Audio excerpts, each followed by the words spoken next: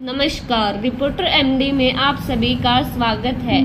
भारत चीन के बीच समझौता एलएसी पर फिर शुरू होगी गश्त। 52 महीने से लद्दाख में आमने सामने हैं दोनों देश की सेनाएं। भारत चीन सीमा तनाव पर समझौते की यह खबर ऐसे समय आई है जब इस हफ्ते रूस के कजान में प्रधानमंत्री नरेंद्र मोदी और चीन के राष्ट्रपति शी जिनपिंग एक साथ होंगे। दोनों नेताओं के बीच मुलाकात की अटकलें भी लगाई जा रही थी। भारत और चीन के बीच पूर्वी लद्दाख में 52 महीनों से चल रहा सीमा तनाव सुलझ गया है।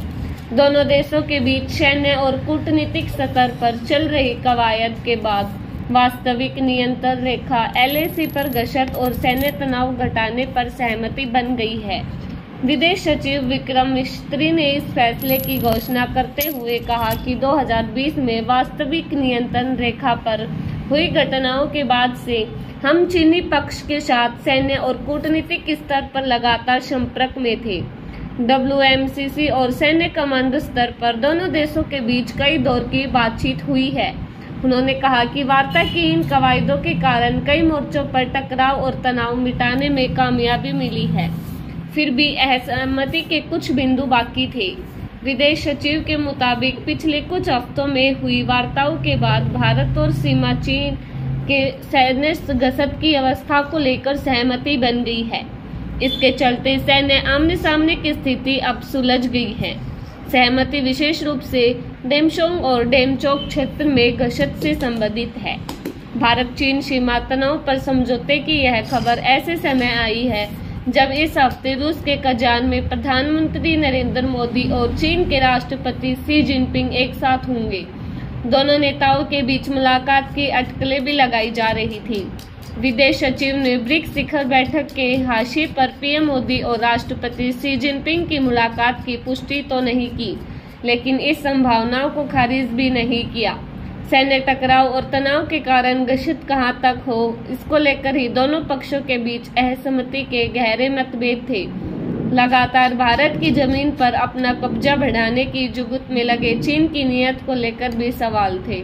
ऐसे में भारत ने सैन्य पैंतरों का उसी भाषा में जवाब देने के साथ ही चीन के समझौतों की मेज पर रजामंदी की दस्तखत करने की नौबत तक ला ही दिया।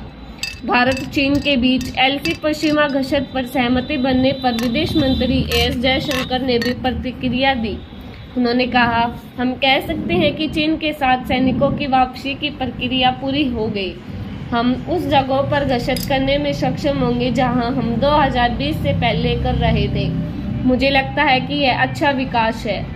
कल रूस के कजान के लिए रवाना होंगे पीएम मोदी।